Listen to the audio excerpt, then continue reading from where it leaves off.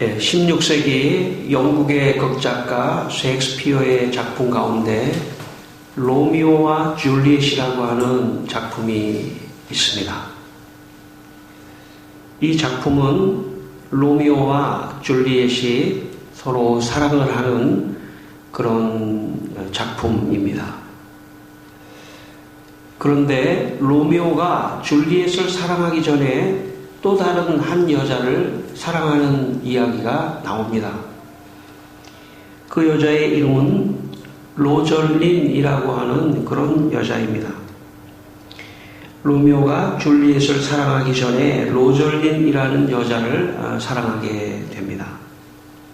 그런데 로미오의 마음이 바뀌어서 이제는 줄리엣을 사랑하게 되고 줄리엣과 결혼까지 하기 위해 로렌스라고 하는 신부를 찾아가는 이야기가 나옵니다.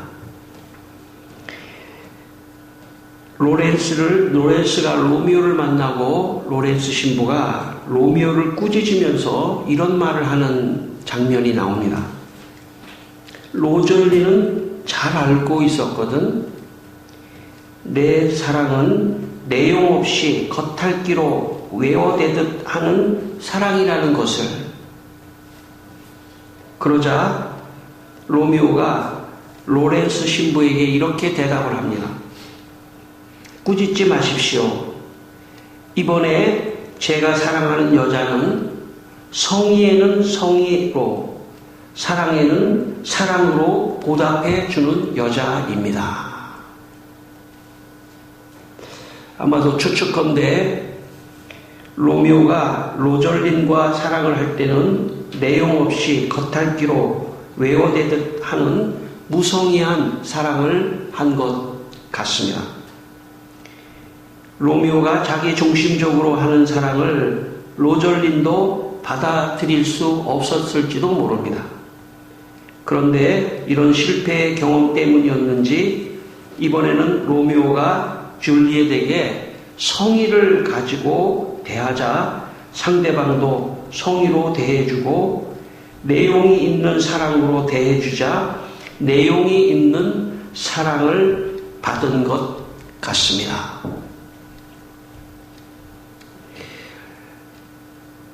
로미오가 로절린과 사랑을 할 때는 자기 유익을 구하고 자기 중심적인 욕망을 위한 사랑을 했다면 줄리엣과 사랑을 할 때는 상대방을 존중하면서 무례히 행하지 않는 성숙한 사랑을 했기 때문에 두 사람이 서로 사랑할 수 있었다고 보입니다. 내 중심적으로 하는 사랑은 아직 사랑이 아니라 자기 유익을 위한 욕망일 뿐입니다. 사람은 상대를 배려하고 존중할 때 그때 비로소 그것을 진정한 사랑이라고 말할 수 있기 때문입니다. 마가복음 12장 31절에서 예수님께서 말씀하시기를 내 이웃을 내 자신과 같이 사랑하라 그렇게 말씀을 하셨습니다. 이웃을 자신과 같이 사랑하라는 말씀은 자기를 귀중하게 생각하는 것 같이 상대를 귀중하게 생각하고 존중하는 것이 진정한 사랑이라고 말씀하신 것입니다. 성도 여러분, 이 시간 여러분 모두 상대를 배려하고 존중하는 그런 진정한 사랑을 모두 하게 되시기를 바랍니다. 오늘 본문 4절과 5절 말씀을 다시 한번 우리가 읽겠습니다. 4절과 5절입니다. 사랑은 오래 참고 사랑은 온유하며 시기하지 아니하며 사랑은 자랑하지 아니하며 교만하지 아니하며 무례히 행하지 아니하며 자기의 유익을 구하지 아니하며 성내지 아니하며 악한 것을 생각하지 아니하며.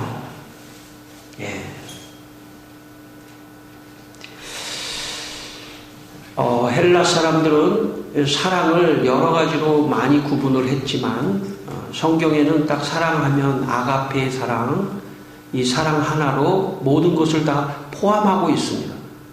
그러니까 사실은 모든 사랑은 이 아가페의 사랑, 오늘 성경이 말씀하는 이 사랑 안에 모두 다 포함된다고 볼 수가 있습니다.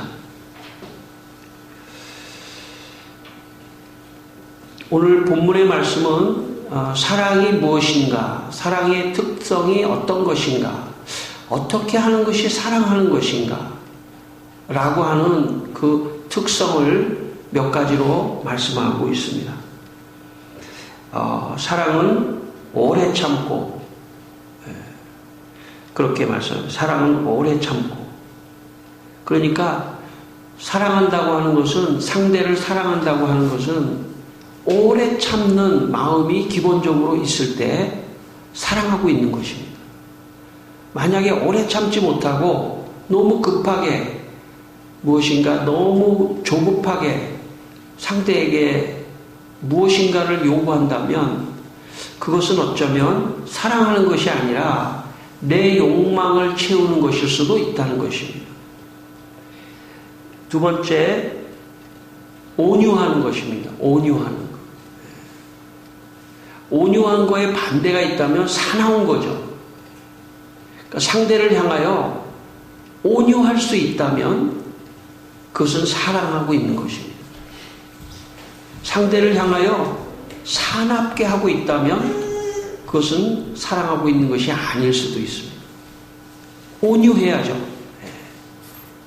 상황이 어떻든 간에 온유함을 잃지 않는다면 그것은 사랑하고 있는 것이다. 성경은 말씀합니다. 또 시기하지 않으며, 시기, 질투, 그것이 어떤 사람이든지 간에 친구이든지 누구든지 어떤 시기하는 마음이 있다면 사랑하는 것이 아니라는 것입니다. 시기하지 않고 오히려 축복해 줄 수 있는 그런 마음이 있다면 그것은 사랑하는 마음이죠. 사랑하고 있는 거예요. 지금 내가 사랑하고 있는지 안 있는지를 성경의 말씀에 비추어서 나 자신을 한번 보는 것입니다. 자랑하지 아니하며, 사람은 조그만 것 가지고도 다 자랑하고 싶어요 해요. 그게 본성이에요. 자랑하고 싶은 거죠. 그런데 자랑을 할 때는 자기 중심적으로 자랑하게 되잖아요. 나를 나타내려고. 상대방이 그것을 듣고 어떤 마음의 불편함과 충격을 받는 것에 대해서 고려하지 않고 나의 자랑을 일방적으로 하는 것은 상대를 사랑하지 않은 것일 수 있다는 것입니다. 그러니까 자랑할 것이 있어도 자랑하지 않는 그것이 상대를 사랑하는 것일 수 있다는 것입니다. 또 교만하지 아니하며, 사람은 참 조금만 잘 되거나 상황이 좋아지면 우쭐하고 교만한 게 사람의 이 본성이에요. 근데 내가 교만하면 다른 사람은 알아요. 자기가 교만한 행동을 하거나 교만한 것을 자기는 모르지만 다른 사람은 알 수 있습니다. 왜 교만한 행동을, 교만하게 하는 행동을 하지 않느냐 하면 상대를 사랑하기 때문이에요. 상대를 사랑하기 때문에. 또 무례히 행하지 아니하며, 무례하게 행하는 그것은 사랑하는 것이 아닙니다. 무례라고 하는 게 뭡니까? 어떤 예의를 갖추지 않고 말하거나 행동하거나 하는 것은 사랑하지 않는 거예요. 상대를 존중하고 상대를 사랑한다면 절대 무례히 행하지 않습니다. 또 자기의 유익을 구하지 않는다 이렇게 말씀했죠. 자기의 유익을 구하는 것은 자기의 유익을 구하려고 할 때 누군가가 피해를 볼 수도 있다는 것을 생각해야 합니다. 남의 유익을 늘 생각할 수 있는, 공평할 수 있는 그런 것들을 염두에 둘 수 있는 사람은 그것이 다 상대를 사랑하는 하나의 특징으로 나타날 수 있다. 성경은 그렇게 말씀합니다. 또 성내지 아니하며, 화내는 거죠. 예. 상대를 향해서 화를 내는 것은 사랑하지 않는 것입니다. 오늘 성경 말씀에 보면 성내지 않는 거예요. 온유한 것, 이것이 사랑하는 것입니다. 누구나 그게 쉽지 않죠. 이렇게 하는 것이, 성내는 게 쉽지 않은데 어쨌든 성내지 아니하며, 그 다음에 악한 것을 생각하지 아니하며. 여기 악한 것이라는 거는 저 사람을 좀 사기를 쳐야 되겠다, 그런 것도 악한 거죠. 악한 것을 생각하지 않는 거예요. 상대방에 대해서 악한 것을 생각하지 않는 것이 곧 사랑하는 것이다. 자, 그러면 제가 지금 4절과 5절의 말씀 내용을 간단하게 말씀드렸는데, 이것을 한마디로 요약한다면 뭐냐면, 사랑이라고 하는 것은 내 중심적인 나의 유익을 위해서, 내 중심적인 것이 아니라 다른 사람을 배려하고 존중하는 것, 그것이 사랑이라는 것입니다. 지금 제가 여기서 7, 8가지 예를 들었는데, 이것을 한마디로 요약하면 내 중심이 아니라 다른 사람을 배려하고 존중하고 다른 사람을 생각해 주는 것, 그게 사랑이라는 것이죠. 지난주에 제가 일이 있어서 이제 차를 타고 이제 나갔다 왔는데, 제 차를 대는 그 주차 구역이 있거든요. 이제 거기에 오토바이 한 대가 떡하니 가운데 서 있더라고요. 보니까, 그런데 이제 그 오토바이를 치우지 않으면 제 차를 이제 댈 수가 없어가지고 제가 한참을 기다렸습니다. 한참을 기다렸는데도 나오지 않는 거예요. 그래가지고 제가 오토바이를 다 이렇게 밀어가지고, 그것도 무겁더라고요. 저도 오토바이 잘 타본 적도 없는데 너무 막 무겁더라고요. 그래서 억지로 제가 오토바이를 옆으로 치우고 이제 제 차를 댔습니다. 대고 보니까 그래서 좀 미안하더라고요. 그래가지고 제 차 앞에 공간이 조금 있어가지고 거기다가 다시 오토바이를 참 힘들게 거기다가 다시 대고 있는데, 이 길에서 그 휴지를 줍는 할머니가 계시는데 그쪽 건너편에 앉아 계시다가 저한테 뭐라고 그러시냐면, 그거 오토바이 거기다가 다시 대놓을 거 없어요. 길에다 대놓으면 됩니다. 그래서 제가 그렇게 하고 있었어요. 그런데 이제 그 오토바이 주인이 나와가지고, 오토바이 주인이 나와서 미안하다고 막 나한테 그러더라고요. 그래서 제가 괜찮다고, 그러면서 이제 갔습니다. 근데 제가 이제 차를 대고 집으로 딱 들어가려고 그러는데, 그 할머니가 휴지를 주워서 이렇게 파는 그 할머니 있지 않습니까? 그 할머니가 저한테 대뜸 하시는 말씀이, 목사님이시죠? 그러는 거예요. 저는 모르는 사람인데 저를 보고 목사님이시죠? 그러는 거예요. 아마 동네를 이렇게 다니시다가 저분 누구냐고 아마 딴 분한테 여쭤서 아마 저를 알았는 것 같아요. 제가 그러면서 엄격결에 네, 안녕하세요. 그러면서 제가 이제 집으로 들어가면서 속으로 그런 생각이 딱 들더라고요. 큰일 날 뻔했다. 내가 만약에 그 오토바이 그 기사한테 말이지 화를 막 냈다면 아마 그 할머니가 목사님이시죠? 라는 말을 안 하셨을 것 같아요. 그래도 제가 웃으면서 괜찮습니다. 더 미안하더라고요. 제가 오토바이를 막 치워가지고 옆에다 놓고 그러니까.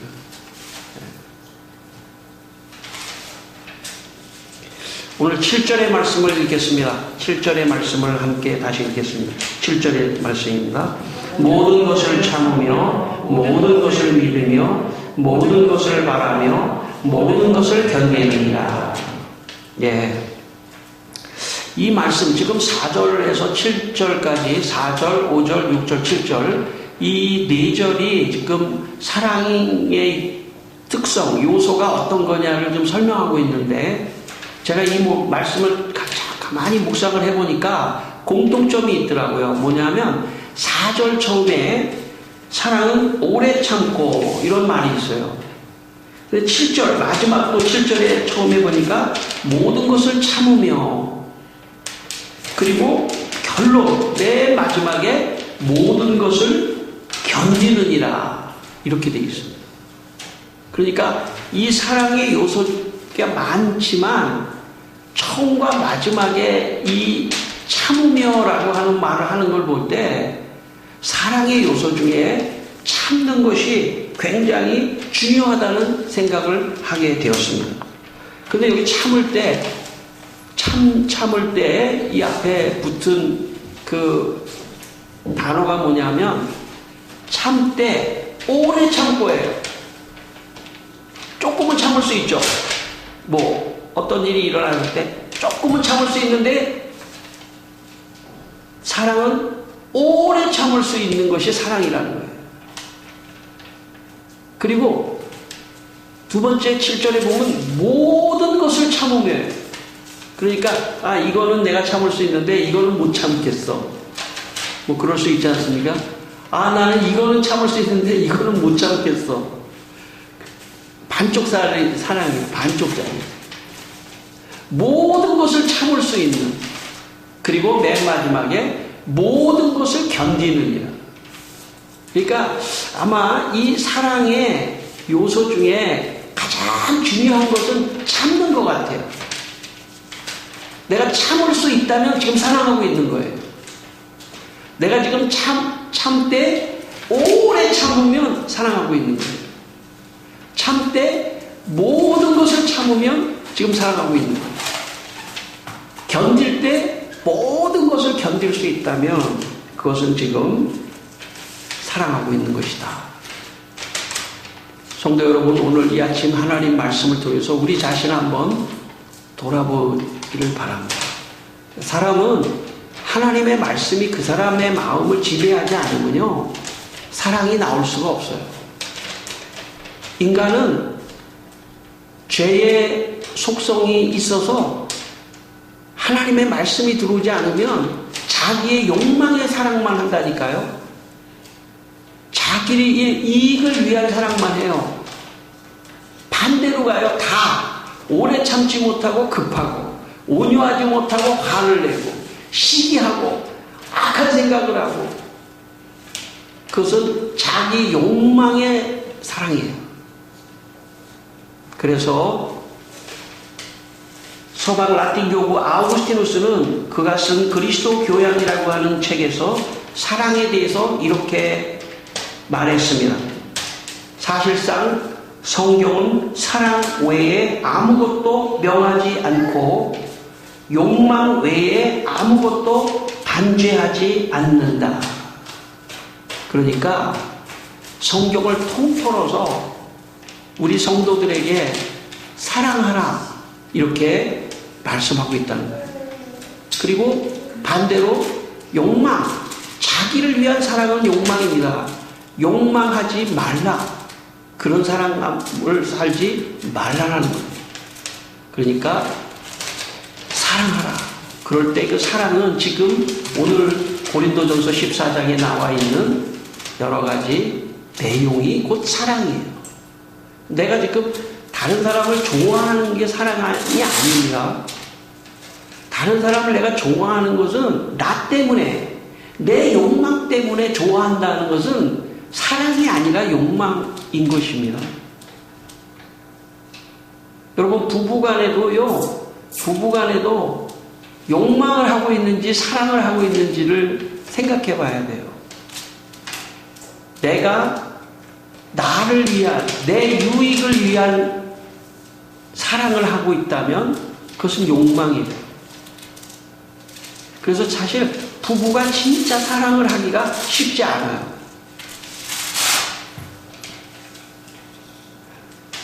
부부가 점점 살아가면서 사랑을 한다고 하는 것을 오늘 여기 있는 것처럼 한마디로 상대를 배려하고 존중하고 오래 참아주고 상대에게 온유하고 화내지 않고 하는 그런 성숙한 사랑을 하고 있을 때 지금 내가 상대를 사랑하는 거예요.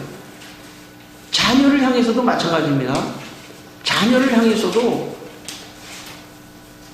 향해서도요, 자녀가 크면요, 더 많이 배려해야 돼요. 자녀를 더 존중해야 돼요. 더 배려하고 존중해야 돼요. 저도 우리 아이들이 있지만, 그 아이들을 보면요, 아무리 커도 있잖아요, 5살 같이 보여요. 그럼 부모가 똑같은 마음이에요. 그러다가 보니까 실수할 때가 있어요. 5살 같이 대하는 거예요. 그래서는 안 됩니다. 크고 성년이 되면 어른으로서 존중하고 해야 돼요. 배려하고 존중하고. 그럴 때 자녀하고도 그런 사랑의 관계가 되는 것이에요. 부모한테도 마찬가지라고 생각합니다. 부모한테도 부모가 나이가 드시면 자녀가 부모에게 함부로 하는 경우가 있을 수 있어요. 왜냐하면 부모가 힘이 없기 때문에 능동적으로 무언가를 못 하셔요. 수동적으로 뭔가를 대해야 돼요. 그렇기 때문에 자녀가 아유 왜 이렇게 해? 그런 한마디도 부모의 입장에서는 그게 상처가 될 가능성이 커요. 존중해야 합니다. 힘이 없을수록 존중해줘야 돼요. 그게 사랑하는 거예요. 그래서 우리는 욕망을 사랑으로 착각하는 경우가 많아요. 내가 관심을 가져주고 내가 좋아하고, 아니에요. 그것은 어쩌면 욕망일 가능성이 있어요. 사랑은 존중하고 배려하고 참 그렇게 하는 것이 진정한 사랑입니다. 사랑을 하십시다. 사랑은 너무나 아름다운 거예요. 우리 사랑하면서 삽시다. 사랑은 너무나 아름다운 것입니다. 1495년 포르투갈에서 태어난 요한이라고 하는 사람이 있었습니다. 그는 어떤 이유인지 모르지만 8살 때 집을 잃어버렸는지 어떻든 8살 때 집에서 나오게 됐습니다. 그래서 떠돌이 생활을 하게 됩니다. 40이 될 때까지 이 나라 저 나라를 다니면서 배에서도 일을 하고 그냥 뭐 노숙을 하고 노숙자같이 또 노동일을 하면서 40살까지 그는 떠돌이 생활을 하면서 자기 욕망을 채우는 그런 참 삶을 살았습니다. 그러던 어느 날 그는 하나님을 만나게 됩니다. 그리고 그가 그 당시에 노동을 해서 책방을 하고 있었어요. 책을 파는 가게를 하고 있었는데 그가 하나님을 만나고 자기 있는 책을 다 팔고 자기 조그만 가게도 다 팔아서 조그만 방을 하나, 집을 하나 얻었습니다. 왜냐하면 자기가 떠돌이 생활을 하다 보니까 너무나 가난한 사람들이 많고 너무나 병든 사람이 많다는 것을 자기가 알고 병원을 해야겠다. 병든 자를 보호하는 병원을 해야 되겠다. 이래서 많은 사람들이 이게 근대 병원의 시초가 이 사람이라고 합니다. 병원을 해야겠다. 돈도 별로 없어요. 그냥 자기가 가지고 있었던 책하고 자기 조그만 방 하나 빼서 조그맣게 병원을 만들었더니 사람들이 그 병원에 몰려오기 시작했습니다. 요한의 편지에 의하면 당시의 상황을 이렇게 기록해 두었습니다. 참으로 많은 사람들이 이 병원에 찾아오고 있습니다. 불구자, 중풍병자, 나환자, 귀머거리, 정신병자, 피부병 환자들이 들어와 있고 그 밖에도 갖가지 환자와 노인과 어린이들이 수용되어 있고 순례자와 떠돌이도 많이 찾아옵니다. 우리는 그들을 따뜻하게 대해주고 치료해주고 양식과 물과 소금과 양념을 나누어 주며. 여러분, 이런 것을 우리는 사랑이라고 말하는 것입니다. 사랑한다고 하는 것은 자기의 욕망에 따라서 상대를 대하는 것이 아니라 상대의 유익을 위하여 아낌없이 자기를 주는 그리스도의 정신. 예수님이 이 세상에 오신 것은 하나님이 우리를 사랑하사 독생자 예수 그리스도를 이 땅에 보내신 것은 우리를 사랑하사 우리를 구원하시려고 또 우리의 삶 속에 들어오셔서 어떻게 살아야 하는 건지, 인생을 어떻게 살아야 하는 건지 보여주셨는데 예수님이 사랑을 보여주신 것이요. 병자와 가난한 자와 약자들을 대변하며 사랑을 보여주셨습니다. 어떻게 살아야 할 것인가? 우리가 어떻게 살아야 할 것인가? 사랑하면서 사는 것입니다. 오늘 6절과 7절을 읽겠습니다. 6절과 7절 말씀입니다. 우리 6절과 7절. 불의를 기뻐하지 아니하며 진리와 함께 기뻐하고 모든 것을 참으며 모든 것을 믿으며 모든 것을 바라며 모든 것을 견디느니라. 아멘. 오늘 이 본문을 제가 아까 단어로 볼 때는 오래 참음이 굉장히 중요한 단어라고 말했는데 지금 이 본문의 4절을 제가 또 한번 이렇게 분류를 해보니까 4절과 5절은 개인적인 인격적인 다른 사람을 배려하는 사랑이에요. 인격적인 사랑이죠. 성숙한 인격적인 사랑. 그런데 6절과 7절을 보면 인격적인 개인의 사랑이 아니라 영적인 사랑을 말하고 있습니다. 물론 그 앞에 불의를 기뻐하지 않으면 이것도 영적인 문제입니다. 네. 어떤 사회나 어떤 가정이나 어떤 직장이나 이런 데에서 불의에 동조하는 것은 그 집단이나 그 사회를 사랑하는 것이 아닙니다. 그 불의를 지적하고 말하는 것이 진정한 사랑입니다. 조금 더 영적인 문제예요. 거기에 조금 더 나가면은 지금 진리를 기뻐한다고 그러지 않습니까? 진리를 기뻐하는 거. 이거 사랑입니다. 진리를 기뻐하는 것. 그리고 모든 것을 믿으며 모든 것을 바라며. 지금 6절과 7절은 상당히 영적인 문제예요. 한마디로 말한다면 뭐냐면 다른 사람들이 진리를 발견할 수 있도록 전도하고 기도해주고 다른 사람에게 하나님을 소개하고 예수님을 소개하는 것이 진정한 사랑이라는 뜻입니다. 4절과 5절은 남을 배려하는 사랑이라면 6절과 7절은 상대가 하나님을 만나고 예수님을 만날 수 있도록 전도하는 것, 그것이 영적인 사랑으로 살아가는 방법입니다. 두 가지가 있어야 되는 것이죠. 제가 우리 성도들을 위하여 기도할 때 우리 교회에 참석하시는 우리 성도들 뿐만 아니라 교회에 참석하지 않는 다른 가족들을 위해서도 제가 매일 기도를 합니다. 여러분은 잘 모르시겠지만 제가 어떤 가정을 놓고 기도하면 그 가정 안에 예수 안 믿는 사람을 위해서 기도하고 우리 교회 나오지 않지만 때로는요 그 가족의 예상하지 못한 어떤 사람까지도 하나님이 마음을 주셔서 깊이 기도하게 돼요.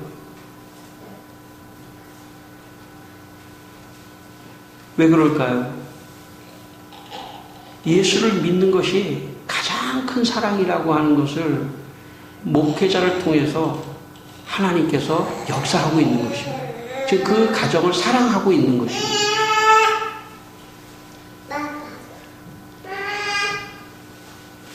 여러분, 만약 여러분이 여러분의 부모나 남편이나 아내나 그리고 자녀들을 진심으로 사랑한다면 그들이 예수님을 믿고 구원을 얻을 수 있도록 기도하고 전도하는 영적인 사랑을 베푸셔야 합니다.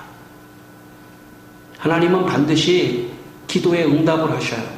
내가 기도를 하나도 안 하면 응답을 안 하실 수도 있어요. 그러나 내가 오래 기도해도 하나님 일부러 기도를 시키시는 거예요. 기도하는 것과 안 하는 것은 다릅니다.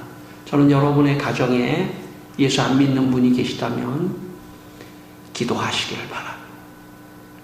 기도를 계속 하다 보면요, 어느 날 역사가 일어나요. 그러니까 그게 가장 큰 사랑이에요. 그래서 사랑에는 내 욕망의 사랑, 다른 예수를 믿지 않는 사람들은요, 다 그 욕망의 사랑만 하고 있어요. 내 욕망의 사랑에서 오늘 4절과 5절에 성숙한 인격적 사랑으로 발전해야 합니다. 성숙한 인격적 사랑으로 끝나는 것이 아닙니다. 거기서 6절과 7절에 영적인 사랑을 할 수 있는 대로 여러분의 인생이 발전하고 또 나아가야 합니다. 오늘 이 아침에 여러분의 삶 속에 사랑이 넘치는 삶이 되기를 축원합니다. 여러분의 삶 속에 사랑이 넘쳐서 다른 사람을 더 많이 배려하고 사랑하고 또 특별히 영적으로 여러분의 가족과 친족 가운데 예수 안 믿는 분들이 예수를 믿는 그런 사랑을 보이시는 성도가 되시기를 주의 이름으로 축원합니다. 기도하겠습니다. 다 같이 우리 한번 기도하겠습니다. 하나님 아버지, 이 시간 사랑을 주시옵소서. 하나님 사랑을 주시옵소서. 주님, 지금까지는 나의 욕망의 사랑을 했습니다.